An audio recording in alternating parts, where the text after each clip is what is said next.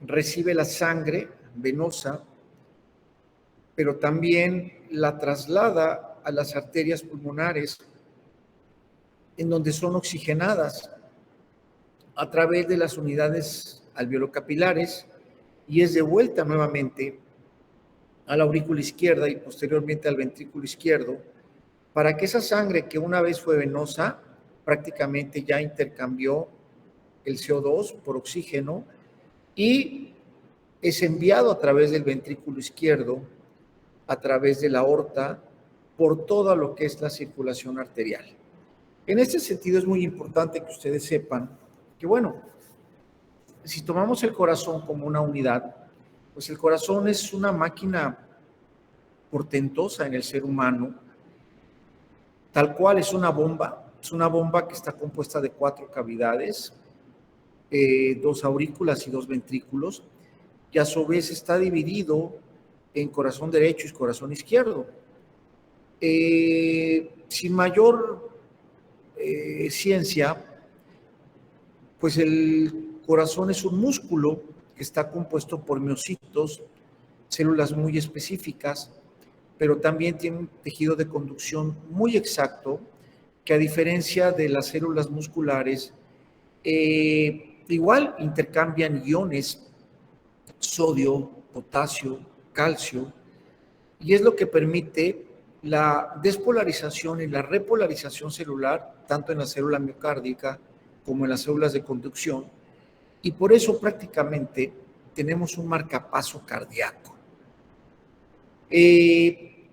Vamos a retomar el corazón derecho, se dice el corazón derecho porque es donde recibe la red venosa.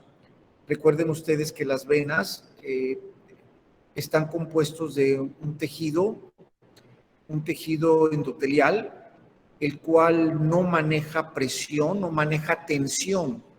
maneja tensión de las paredes, puesto la presión de flujo venoso es muy bajo, tan bajo que se mide por centímetros de agua, no por milímetros de mercurio o milímetros como se mide la tensión arterial. Ahora bien, la pregunta es, ¿en qué forma, doctor, puede subir esa sangre venosa que lleva consigo todo el CO2 a través de los eritrocitos?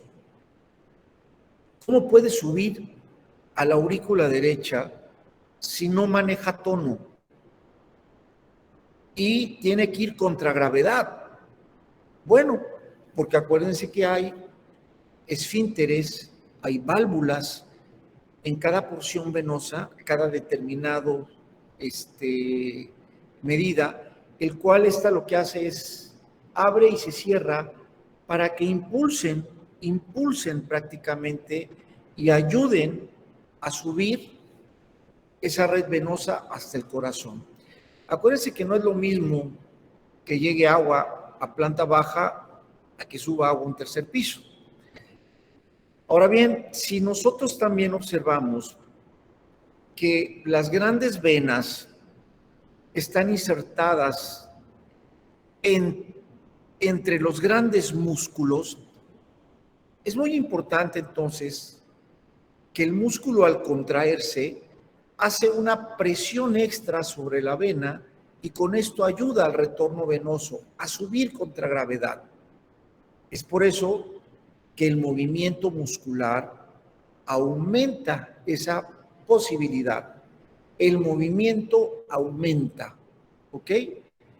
Esta sangre venosa llega a la aurícula derecha, posteriormente a la aurícula derecha, que está dividido por el ventrículo derecho a través de una válvula, ¿verdad? Que es la válvula tricúspide. Pues aquí lo que pasa es que tiene que quedar el ventrículo y es muy importante porque esta bomba está muy sincronizada. O sea, la aurícula recibe en diástole y el ventrículo está en sístole.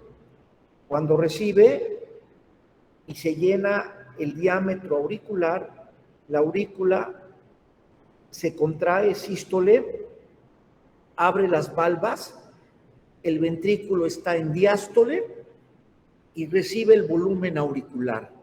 Por eso hay volumen diastólico y volumen sistólico, ¿de acuerdo? Y lo que hace en forma cronométrica y medido es esto. Mientras uno está en diástole, uno está en sístole.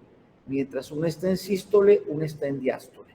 Es una bomba muy, muy precisa. ¿Y qué es lo que hace esta sincronía?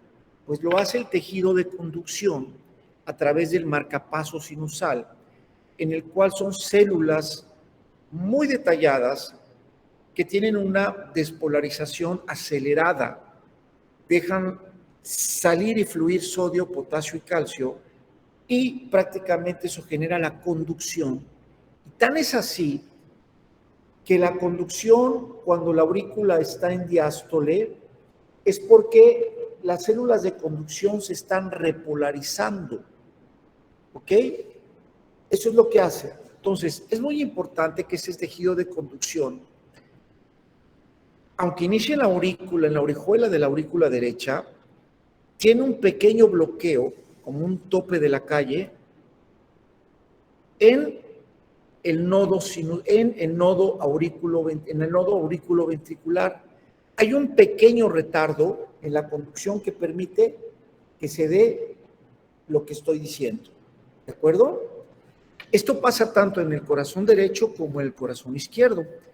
Esto es algo que ya saben, pero sin embargo a veces vale la pena pensar en retroactiva y decir, caray, esta es una bomba que no deja de funcionar 60, 70, 80 años.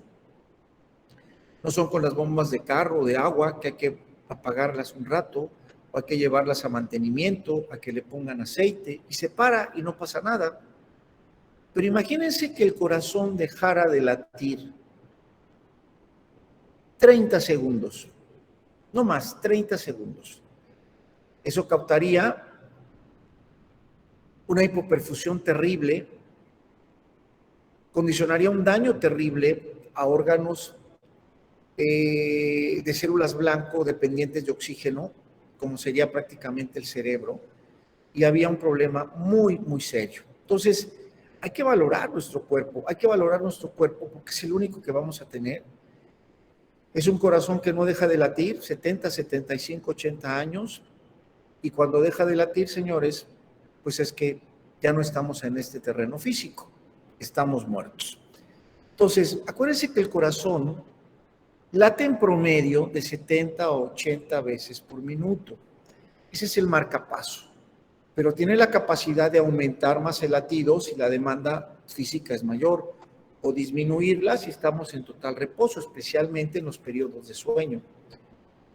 Ok, y esa sangre venosa que llega en promedio entre 10 a 12 centímetros de presión, luego pasa del ventrículo derecho a la red pulmonar, y hay miles y miles y miles de capilares venoarteriales, ¿verdad?, que se adosan a las membranas alveolo-capilares para que ahí el eritrocito, que es el taxi del oxígeno y del CO2, se adoce en las membranas alveolares y ahí haga el intercambio en donde cede CO2, el cual lo extraemos con la respiración, y jala el oxígeno que tiene que transportar y se fija bioquímicamente en la hemoglobina. De hecho, la hemoglobina está diseñada para captar moléculas de oxígeno.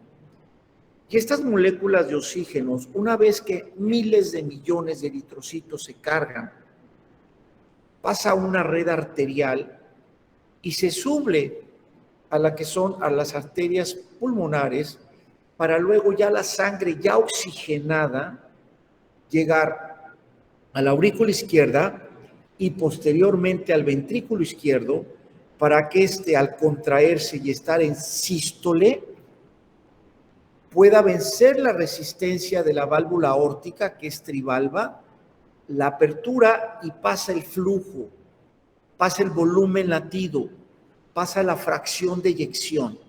¿Ok? Ahora bien, esa es la red venosa. ¿Qué pasa con la red arterial? La red arterial maneja tonos muy diferentes a la tensión venosa. No confundan tensión arterial con presión arterial. Tensión arterial es la resistencia que ejercen las paredes al paso del flujo. Y presión arterial es la presión que ejerce el paso del flujo sobre las paredes. ¿Ok? La tensión arterial está dada por el endotelio y por una membrana de músculo que le da resistencia a la pared arterial. Por eso maneja una presión media, que es aproximadamente de 90. ¿Cómo se saca la presión media? Sistólica más diastólica entre 2, punto. Presión arterial media. No es mayor ciencia. ¿Ok? Pero ahora bien, ¿por qué sistólica y por qué diastólica? Depende del ventrículo izquierdo. Sistólica, que es cuando sentimos el pulso, es cuando el ventrículo izquierdo se contrae. Sístole, esa es la presión que impulsa, que sentimos un tono. Y diastólica es la diferencia, cuando el ventrículo se relaja y entonces la presión diferencialmente baja. Sistólica, diastólica en relación al ventrículo izquierdo. Por eso, cuando escuchamos un pulso, evidentemente nuestro ventrículo izquierdo acaba de tener una sístole, una contracción. ¿Ok? Entonces, los tonos son diferentes. Y es tan interesante el bombeo cardíaco que cuando el volumen telediastólico del ventrículo izquierdo prácticamente oscila entre 50 a 60 mililitros. Y cada vez que se contrae, se llama fracción de eyección, porque al contraer se expulsa cierto volumen. ¿Qué es eso? Entre 50 a 60%, que son los 50 a 60 mililitros. En realidad, tiene que vaciarse ese ventrículo. No puede haber una remanente, porque entonces ya estamos hablando de insuficiencia. Pero se tiene que contraerse, porque imagínense, 60 mililitros, si lo multiplican por 80 latidos por minuto, estamos hablando de que el corazón bombea 4.8 litros por minuto en sus 80 latidos. Y esos 4.8 litros por minuto se le llama volumen circulante efectivo, que se distribuye a todos los órganos, a todas las estructuras, arterias de mayor calibre, mediano calibre, pequeño calibre. Y esa membrana, ese eritrocito, tiene que ser tan adaptable y flexible en su membrana que tiene que adosarse a veces a la microcirculación. Tiene que ser elástico, porque acuérdense que ese taxi, que es el eritrocito, lleva sangre oxigenada a las células y ahí mismo recoge el CO2, que es un producto de desecho metabólico anaeróbico de las células, para luego pasarse a la red venosa y volver a cargar. Ese es el flujo dinámico, volumen circulante efectivo. Ese es el gasto cardíaco, 4.8 litros por minuto promedio, de un ser humano promedio. ¿Ok? Entonces, ya tenemos esta perspectiva, jóvenes, ¿ya se acordaron de esto? Sí, Doc. Ok, ahora bien, todo suena muy padre. ¿Qué pasa con el envejecimiento? ¿Por qué hice este preámbulo? Porque en el envejecimiento encontramos que las paredes venosas son más laxas. Si de por sí manejaban poco tono, ahora es menor. Que esas valvas venosas en la mayoría de las veces son insuficientes y de poca resistencia y de poca propulsión. Y si a esto agregamos que la masa muscular de los viejos está disminuida, pues evidentemente el retorno venoso en los viejos va a estar disminuida en cuanto a flujo y velocidad. Por eso, mientras más movimientos tenga el abuelo físicamente, más apoya y ayuda a ese retorno. Entonces, por eso, en algún proceso de envejecimiento puede haber éstasis venoso y ya caer a una patología que se llama insuficiencia venosa profunda. Pero eso es ya patología. Yo no voy a hablar de patología. ¿Ok? Si a esto agregamos que el corazón, la masa muscular que conforma los ventrículos y los aurículas, las paredes, ya no es un tejido muscular tan real como tal. Encontramos que hay infiltración dentro de esas células, dentro de ese tejido, infiltración de células grasas, infiltración de la hipofusina, que es un material de desecho, y entonces tenemos un músculo cardíaco que ya no es tan puro. Pero al no ser tan puro, él sigue funcionando aún bien, sigue sístole, diástole, sístole, diástole. Si a esto le agregamos que las valvas que están compuestas de tejido conectivo de resistencia y prácticamente a la hora de que se contrae y se abre el aurículo y el ventrículo, jala por los anillos y las cuerdas tendinosas la válvula para que se repliegue y pase el volumen auricular al ventrículo, o el ventrículo a la aorta, o el ventrículo, hablando del derecho, a las pulmonares. Esas valvas se ponen calcificadas, no totalmente, pero sí un 40-50%. Y entonces hace que sean más rígidas y entonces la aurícula tenga que vencer mayor resistencia. Y a veces se retractan un poquito y dejan una comisura. Y entonces se habla de cierta insuficiencia, es decir, no se cierra completamente la válvula y sigue cayendo un remanente de volumen al ventrículo. ¿Ok? Pero eso puede pasar, pero no a ser patológico, dependiendo también de la diferencia de diámetro de esa insuficiencia. ¿Ok? Ahora bien, ¿por qué les digo esto? Esa es la parte venosa, pero miren, en la parte arterial sucede algo también importante. Las paredes arteriales empiezan a depositarse calcio,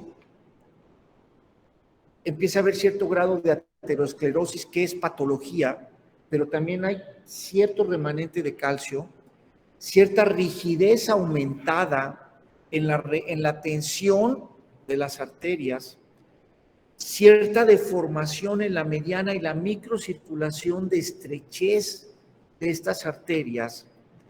Y entonces estamos hablando que hay una mayor tensión y hay una menor y hay una mayor presión, porque al haber mayor tensión, hay mayor presión.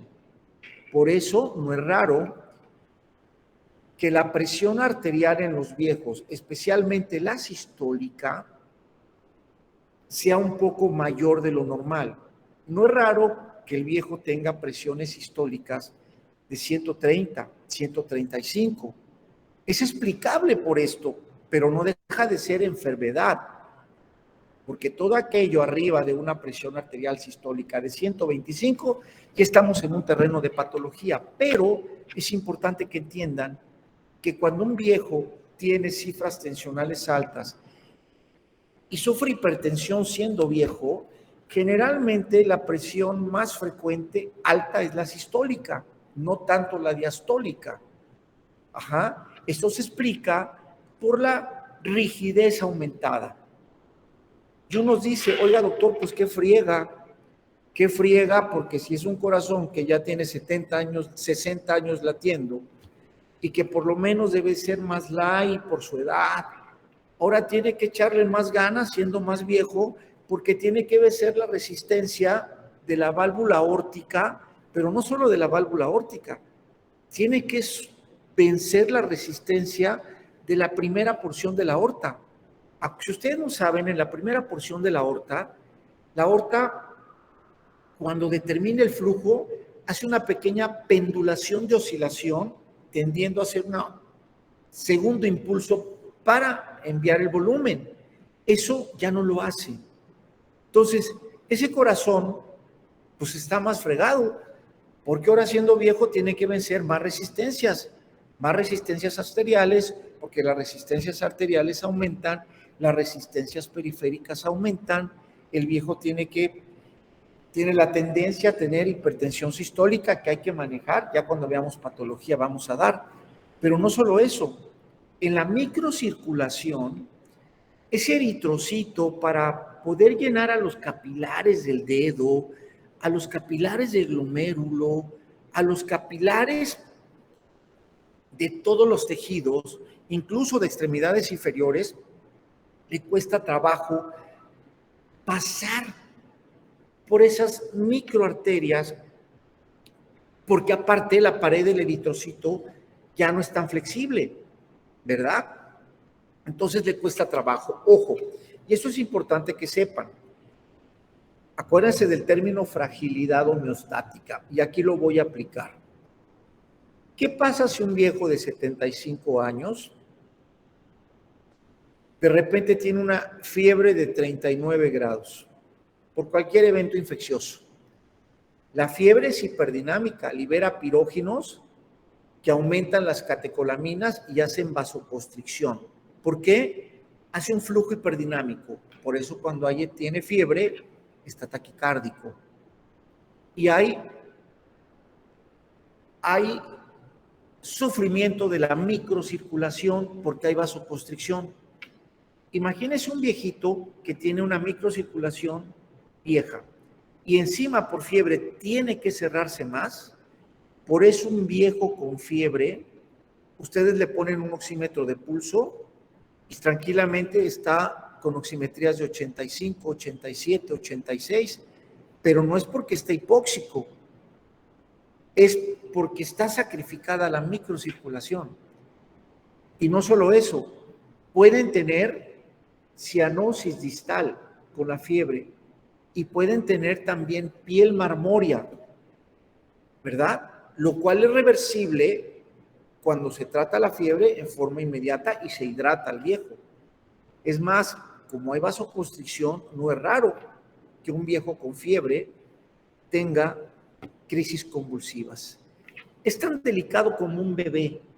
¿Por qué nos enseñan? Un bebé con fiebre, señores, bájale la fiebre, dale el antipirético, báñalo, medidas, porque saben que su circulación es muy pequeñita por los vasos y encima hay vasoconstricción por el hiperdinamismo y los pirógenos, pues va a acabar convulsionando.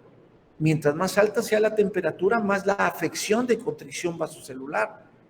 Entonces, por eso, igual, y vean cómo nos vamos al estrógeno, a los extremos.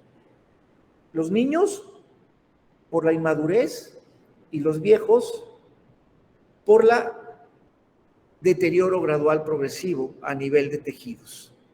¿Sí me doy a entender, doctores? Sí, doctor. Sí, doctor. Ok. Algo importante que también pasa, jóvenes. El corazón, aún siendo viejo, su volumen sistólico es el correcto, no baja la fracción de eyección. El corazón del viejo, aún siendo viejo, tiene una fuerza de contracción importante y mantiene el gasto cardíaco, mantiene el volumen circulante efectivo, sigue siendo eficiente. Estoy hablando de un corazón viejo, no de un corazón viejo diabético, no de un corazón viejo hipertenso, ¿ok? No de un corazón viejo con insuficiencia cardíaca, no, corazón viejo. Y siempre el corazón viejo, si se ve a expensas de que de repente el abuelito de una neumonía, ahora que está el COVID, por ejemplo, la gran mayoría de viejos con neumonías complicadas caen en insuficiencia cardíaca. ¿Por qué? Porque el pulmón no se puede dividir del corazón. Es toda una bomba. Digamos que el pulmón es el filtro, pero está dosada. Entonces, si el filtro sufre, repercute en el corazón, porque aumenta resistencias, aumenta los chums, aumenta prácticamente la circulación arteriovenosa. Esto quiere decir entonces, jóvenes, que cuando un abuelo cae en septicemia, la frecuencia cardíaca aumenta como mecanismo compensador en cierta fase de la septicemia, ¿ok? Y ese corazón viejo, no enfermo, que ahora está afectado por una infección, te puede mantener la frecuencia cardíaca. Ahí va el músculo aumentada, pero no lo mantengas mucho tiempo así porque va a claudicar y te va a caer en insuficiencia ventricular. A eso le llamo fragilidad fragilidad homeostática, es decir, aunque son viejos, funcionan bien, pero salen al quite transitoriamente. No te pueden durar mucho tiempo compensando las desestabilizaciones del cuerpo. ¿Ok? Entonces, cambios visibles del aparato cardiovascular. Aumenta el tono arterial, que influye a que las resistencias arteriales aumenten, con aumento en algunos casos de la presión sistólica, que puede caer en el rango de la hipertensión. Ajá. El corazón funciona como bomba, su gasto cardíaco, su volumen circulante efectivo, su fracción de eyección permanece y está ahí, pero tiene esa fragilidad homeostática o esa fragilidad funcional en el caso de que requieras que te saque a flote. ¿Ok? Ese es el panorama del corazón, del aparato cardiocirculatorio. ¿Alguna pregunta hasta acá, jóvenes?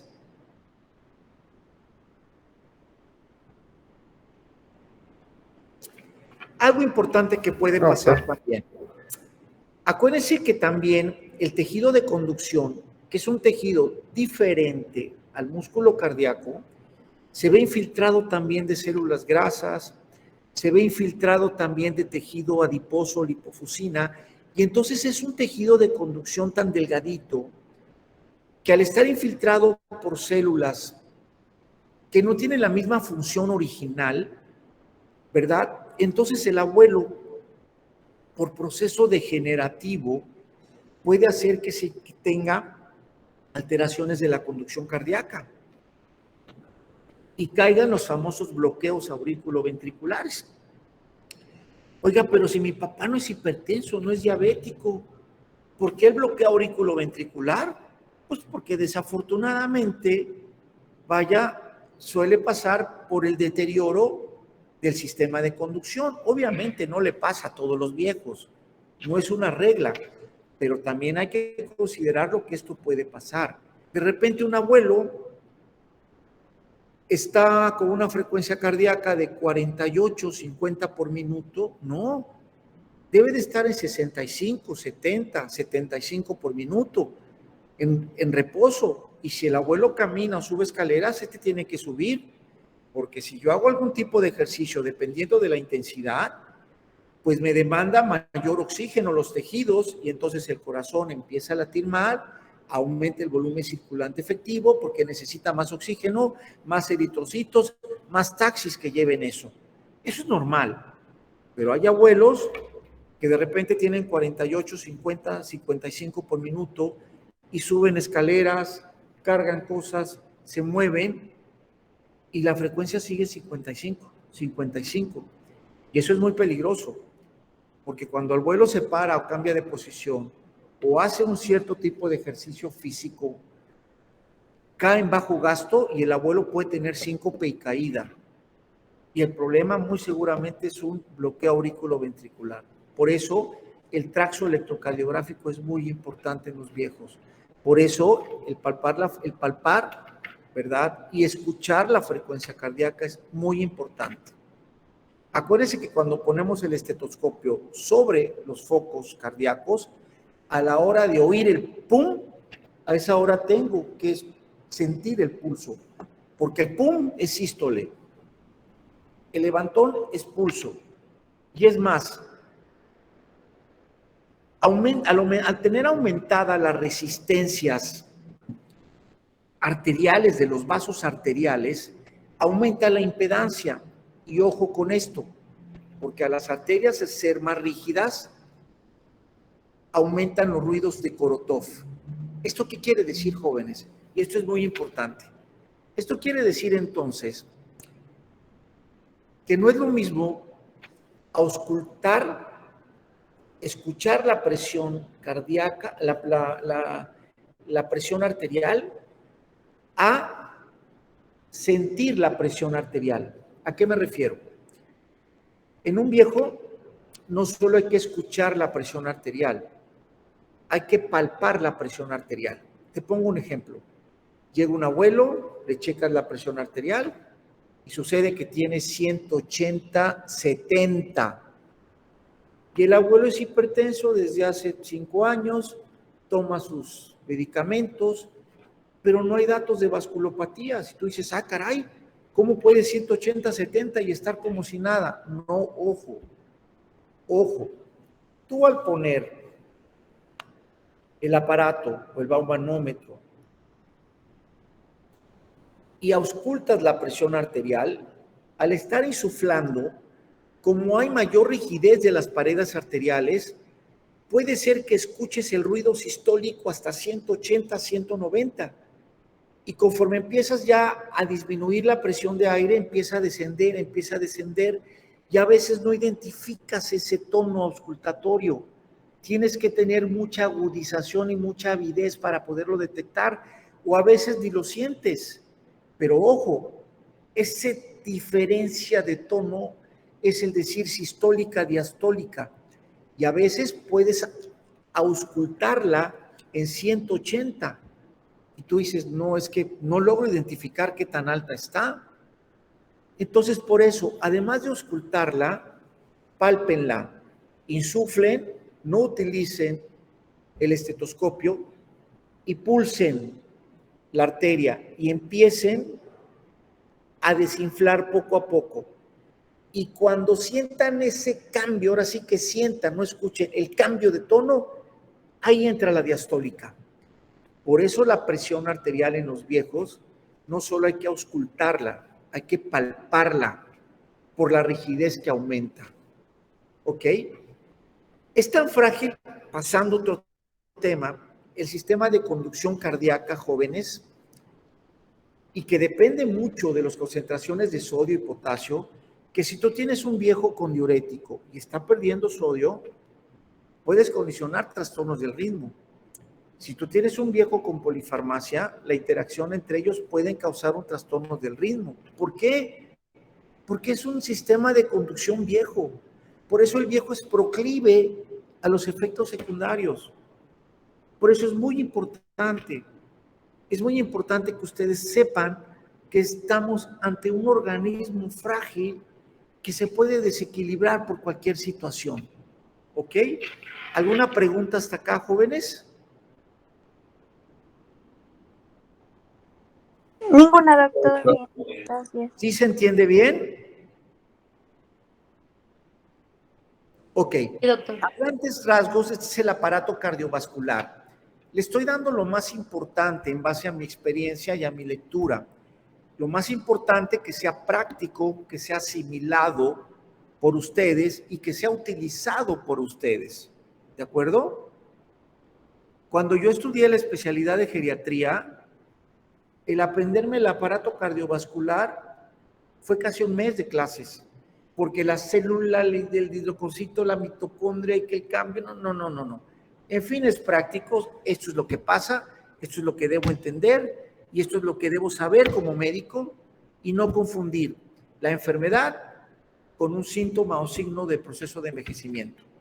Porque si aparte no entendemos, podemos empezar a dar medicamentos a algo que no lo necesita y podemos causar un gran daño. ¿Qué pasa con el riñón del viejo? Pues igual, señores, con el riñón del viejo lo que pasa es exactamente lo mismo. Riñones, tejido especializado, que en su conjunto forman los órganos funcionales, que es la nefrona, pero para esto cada riñón mide de polo a polo entre 12 a 13 centímetros, tiene en conjunto casi 1.200.000 nefronas por cada riñón, por lo cual la suma de los dos riñones en nefronas son 2,5 millones. Acuérdense que cada nefrona tiene su arteriola capilar aferente, que es por donde pasa la sangre arterial para luego ser filtrada en la primera porción a nivel glomerular, que es el filtro, es la coladera de cada nefrona, y posteriormente pasar a través de los túbulos, ¿ok?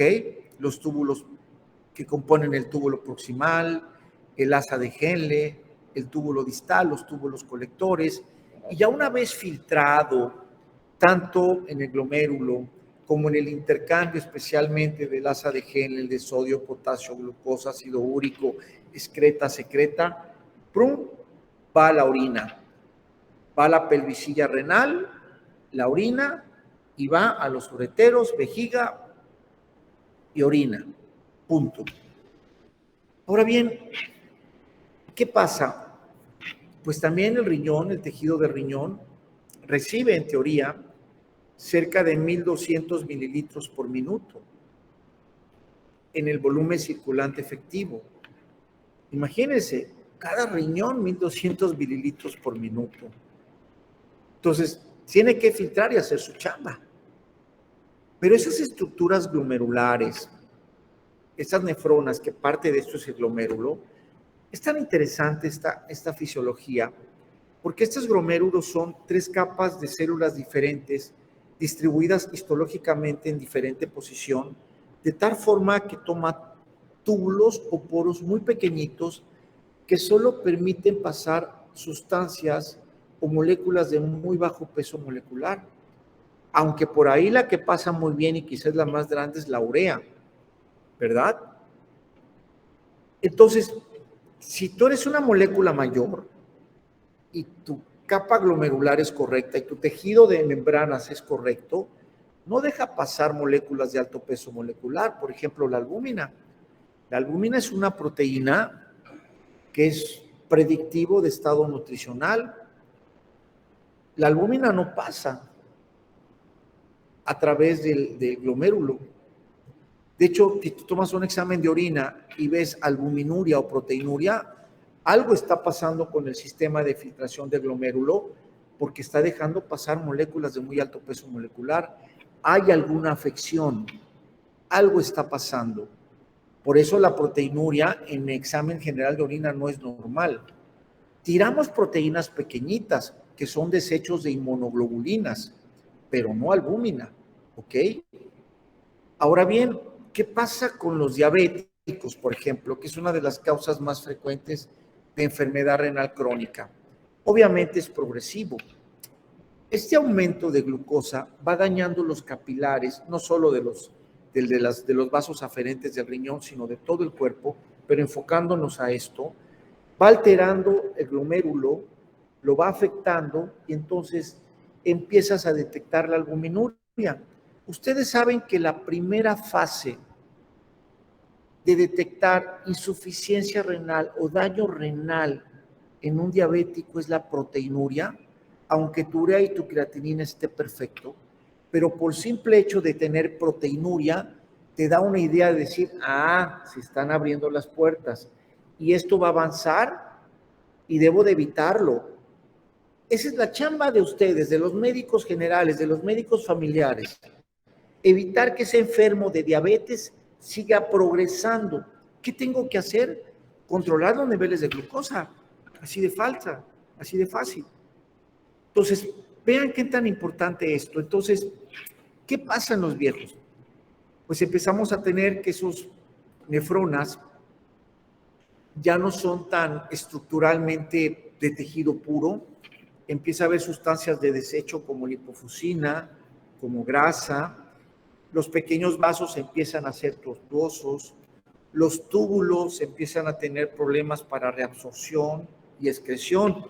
Acuérdense que el riñón tiene muchas funciones.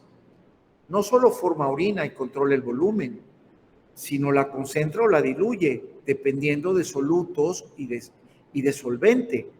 Es decir, si tú tomas mucha agua, pues lo que hace es tirar agua, pero no tira el sodio y el potasio. Y si tú no has tomado líquidos en el día, tu orina sale concentrada, ¿ok? Porque no tiene mucho volumen que tirar y tira más solutos. Esa es la magia del riñón. El riñón también entra dentro del quite y forma la renina, angiotensina, aldosterona 1 y 2, que es un vasoconstrictor muy potente. Más cuando hay pérdida de volumen, el primer mecanismo regulador es la vasoconstricción para seguir. Por lo menos si estás perdiendo volumen, estoy aumentando el tono con la angiotensina 2 de las paredes arteriales para que sea un volumen circulante más rápido, aunque el volumen sea menor. Ahí también en los túbulos se tira el sodio que me sobra y retengo el sodio que me falta, el potasio que me sobra y el potasio que me falta, el agua que me sobra y el agua que me falta. Esos son gracias a que hay glomérulos yuxtamedulares, corticales, medulares. Dependiendo de la anatomía donde están estos nefronas, es la función que hace. O sea, el cuerpo realmente es una maravilla. ¿Qué pasa en los viejos? Pues esos glomérulos ya no son tan efectivos, empiezan a tirar más proteínas, ¿ok? Empezamos a ver que le cuesta trabajo reabsorber el sodio, ¿verdad? Y por eso el riñón se conoce en geriatría como perdedor de sodio. Si hay diarrea, aguas, porque aparte que va a perder sodio por la diarrea y potasio, no esperes que lo retenga a través de los túbulos, entonces puede caer en hiponatremia. Por eso es importante la recuperación de electrolitos en la diarrea y obviamente de volumen. ¿Ok? Algo importante también es que si tú le das diurético a un viejo y se te ocurre darle furosemide, que porque eres tan ignorante que crees que sirve para bajar la presión arterial, pues lo único que vas a lograr es hipovolemia e hiponatremia, porque ya no retiene el sodio. Es más, cuando le damos tiacidas a un viejo, hidroclorotiacida, que es un medicamento de techo bajo diurético, que se usa a dosis muy bajitas de 12.5 miligramos como antihipertensivo, que sí está indicado, y tan indicado que ya se combina en la misma pastilla telmisartán de 80 miligramos con hidroclorotiazida de 12.5, amlodipina de 5 miligramos con hidroclorotiazida de 12.5. ¿Por qué? Porque le da un efecto la hidroclorotiazida de tirar un poquito de sodio y disminuye la anatremia y el tono que el sodio le ejerce sobre las paredes arteriales. ¿Ok? Ahora bien, el sodio tiene un poder natriurético y de tono, por eso al darle tiacida lo pierde, pero ojo, porque el riñón del viejo es perdedor de sodio. Y cuando le das tiacida, aunque sea 12.5 miligramos al día, gradualmente pierde sodio, y los primeros meses no pasa nada, pero al rato viejo cae en abatimiento funcional, lento, adormilado, es que ha dejado de hacer lo que antes hacía. Doctor, hasta veo que habla torpe, hay fasciculaciones en los músculos. Empezamos a interrogar, a explorar. Electrolitos séricos, sodio de 110. Lo normal es de 135 a 150. Hidroclorotiazida, quítala. Así de delicado es el riñón del viejo, perdedor de sodio. Y estoy hablando del riñón viejo, no del riñón enfermo. ¿Ok? Entonces, el riñón del viejo le cuesta trabajo retener el sodio, retener el potasio, pero no le cuesta trabajo manejar los volúmenes, no les cuesta trabajo mantener su tono, no les cuesta trabajo el mantener su equilibrio ácido-base. Y algo importante, conforme va perdiendo gradualmente el número de glomérulos porque hay cierta fibrosis, normalmente un riñón de un abuelo de 80 años, en lugar de tener 1.200.000 unidades de nefronas, prácticamente se baja a 800 o 750.000. Es decir, pierde como el 25-30%. Pero aún así, el riñón es capaz de filtrar. Acuérdense que la suma de función de todos los glomérulos en conjunto se llama filtración renal glomerular. Y filtración es el organismo produce su basura celular, producen su basura celular, ácido úrico, urea a través del metabolismo en el hígado y creatina a través de la degradación de aminoácidos tóxicos de la masa muscular. Todo esto se filtra a través de la filtración renal glomerular y es eliminada. ¿Ok? Los niveles de filtración renal glomerular normales es de 80 a 120 mililitros por minuto. Pero cuando eres viejo, la filtración renal glomerular va descendiendo 1 mililitro por año después de los 50 años. Esto quiere decir que si tú eres un abuelo de 75 años y no eres diabético y no eres hipertenso y te haces una depuración de creatinina en la orina de 24 horas y de repente sale con una filtración renal glomerular de 65 mililitros por minuto, tú dices, ay caray, está enfermo. No, es un riñón viejo y filtra bien, de acuerdo a su edad. Y le va a ir bien, pero hay que enseñarles que tome agua. Eso es muy importante, que tome agua. Hay que mantener el volumen circulante. Por eso en un viejo, cuando le da diarrea y empieza con evacuaciones, si no recuperamos el volumen, nos cae en hipovolemia, nos puede hacer una insuficiencia renal aguda. Si no recuperamos la volemia rápido, como a los niños, volvemos a los dos extremos, uno por viejo y otro por niño.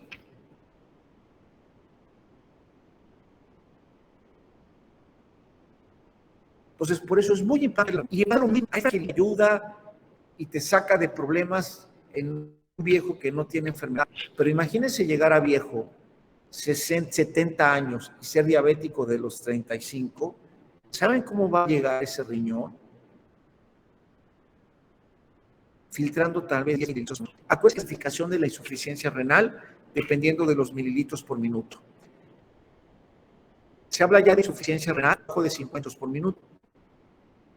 De 50 a 30, insuficiencia renal leve. De 29 a 16, moderada. Y por debajo de 16, severa.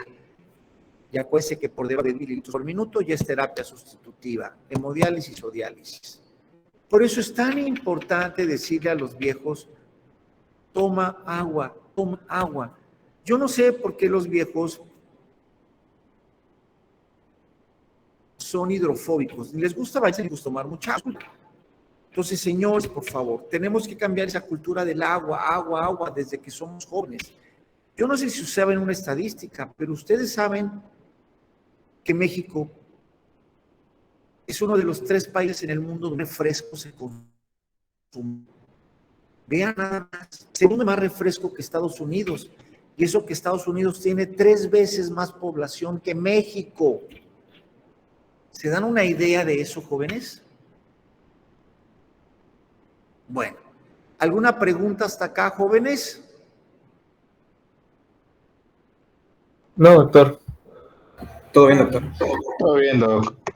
Bueno, mañana vamos a ver fisiología del envejecimiento pulmonar, de aparato respiratorio y del sistema nervioso central. ¿Ok, jóvenes? Sí, doctor. Muchas gracias, doctor.